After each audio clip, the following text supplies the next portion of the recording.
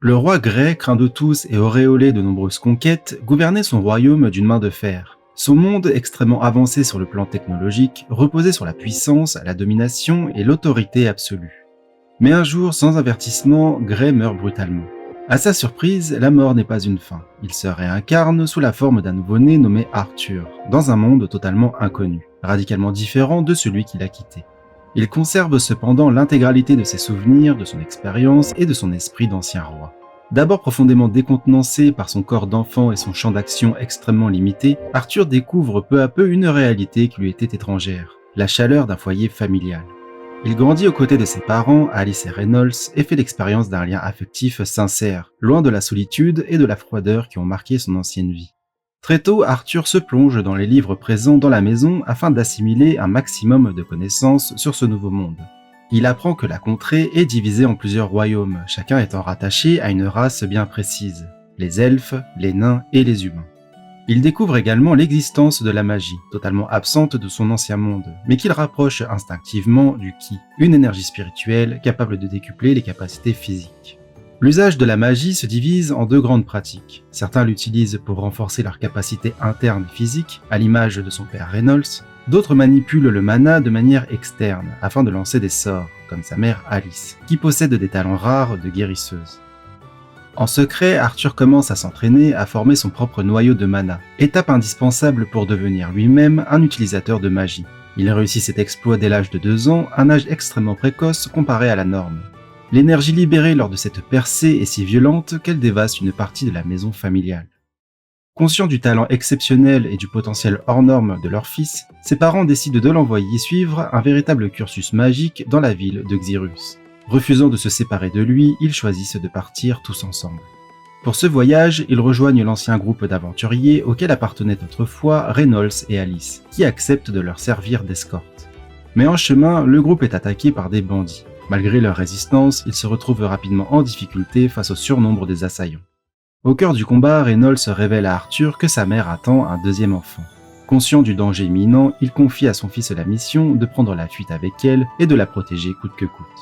Lors de leur fuite, Arthur se sacrifie pour protéger sa mère d'un assaillant. Il est projeté dans le vide et chute en contrebas de l'escarpement où il se trouvait, disparaissant sous leurs yeux.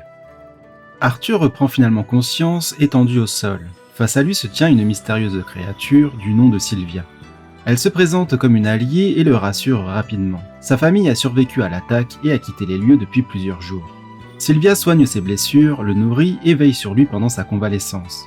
Au fil de leurs échanges, elle lui révèle certaines de ses capacités, notamment une technique avancée permettant une utilisation quasi continue de la magie, sans épuiser instantanément ses réserves.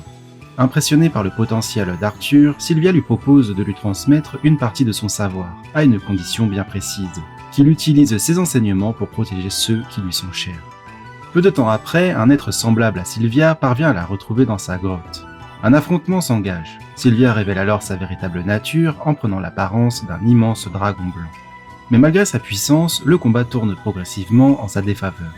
Dans un ultime effort, elle fige le temps. Elle confie à Arthur un œuf enveloppé dans l'une de ses plumes, puis lui transmet des marques mystérieuses sur les bras. Elle ouvre ensuite un portail dimensionnel, lui ordonnant de fuir pendant qu'il est encore temps. Arthur se retrouve seul, au cœur d'une forêt inconnue. C'est là qu'il vient en aide à une jeune elfe nommée Tessia, enlevée par des brigands. Il élimine ses ravisseurs et, constatant la peur de la fillette à l'idée de rentrer seule, accepte de l'accompagner jusqu'à chez elle. Leur route les mène à un portail magique conduisant au royaume elfique des Noirs. Tessia incite Arthur à la suivre, mais une fois le portail franchi, des gardes surgissent et encerclent immédiatement le jeune garçon. Tessia intervient alors pour empêcher les soldats de lui faire du mal, révélant qu'Arthur est celui qui lui a sauvé la vie. Peu après, son grand-père Virion arrive sur place, suivi de ses parents, le roi Alduin et la reine Merial. Arthur comprend alors que Tessia est en réalité une princesse. Il raconte d'abord en détail les événements survenus, puis il exprime son souhait de rentrer au plus vite auprès de sa famille.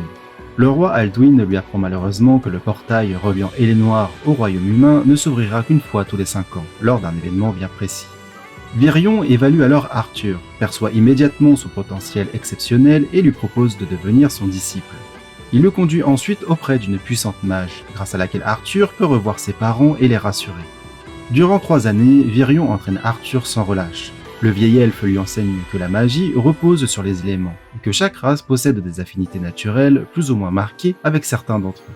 C'est également au cours de cette période que l'œuvre confiée par Sylvia éclot, donnant naissance à un bébé dragon. Arthur la nomme Sylvie en hommage à celle qui lui a sauvé la vie. Le temps passe et le jour du départ arrive enfin. Arthur s'apprête à rejoindre directement la ville de Xyrus, où ses parents se sont déjà installés. Après les adieux particulièrement difficiles avec Tessia, il quitte le royaume elfique. À son arrivée, Arthur retrouve enfin sa famille et fait la connaissance de sa petite sœur, Eleanor, née durant son absence. Il raconte alors à ses parents l'intégralité de son périple depuis sa chute jusqu'à son séjour chez les elfes.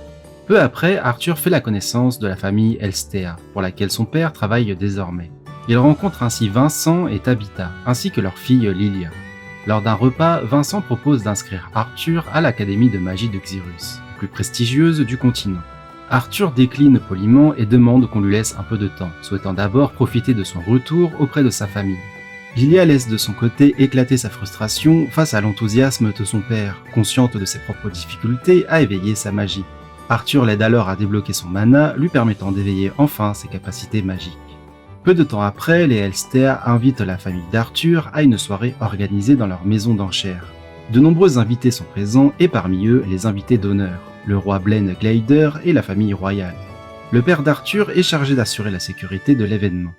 Durant la soirée, Sylvie échappe un instant à la vigilance d'Arthur et s'aventure dans les couloirs du bâtiment. Il la retrouve face à Sébastien, le conjureur personnel du roi. Fasciné par la jeune dragonne, Sébastien exige qu'Arthur la lui cède, affirmant pouvoir exploiter son plein potentiel. Devant le refus d'Arthur, le conjureur fait une démonstration de sa magie et va jusqu'à menacer sa famille. Arthur libère alors son aura dont la violence brise les vitres environnantes et envahit l'ensemble du bâtiment. Croyant à une intrusion, l'alerte est immédiatement donnée. Arthur finit par dissiper son aura, mais malgré cela, son père reçoit un blâme du roi pour ne pas avoir neutralisé le supposé intrus. Sébastien intervient néanmoins pour demander la clémence, soulignant qu'aucune victime n'est à déplorer. Il manifeste ensuite ouvertement son intérêt pour Sylvie, exprimant son désir d'en faire sa partenaire. Le roi admet qu'avec une telle bête à ses côtés, un tel incident aurait sans doute pu être évité. Le roi se tourne alors vers Arthur et lui propose un échange, allant jusqu'à offrir une autre bête magique en contrepartie. Arthur refuse catégoriquement. Furieux, Sébastien ordonne à deux gardes de tuer Arthur pour son affront. L'enfant les neutralise sans difficulté. Il fige alors le temps et fait clairement comprendre au conjureur à qui il a affaire. Lorsque le temps reprend son cours, Arthur s'effondre inconscient. L'enquête qui suit conclut que la blessure du conjureur résulte de dommages collatéraux. Arthur est disculpé et l'incident est officiellement clos. Arthur fait plus tard la rencontre de la directrice de l'Académie de magie de Xyrus. Souhaitant évaluer elle-même son potentiel, elle teste ses aptitudes et reconnaît immédiatement ses capacités exceptionnelles, aussi bien en magie qu'en combat. Elle lui demande alors ce qu'il désire réellement. Arthur lui répond qu'il souhaite utiliser sa puissance et l'influence que l'Académie peut lui offrir afin de protéger sa famille. En échange, il accepte de devenir l'élève de l'Académie et d'avoir une dette envers elle. Il pose toutefois une condition, attendre d'avoir l'âge conventionnel pour s'y inscrire, afin de profiter encore de sa vie, voyager et partir à l'aventure.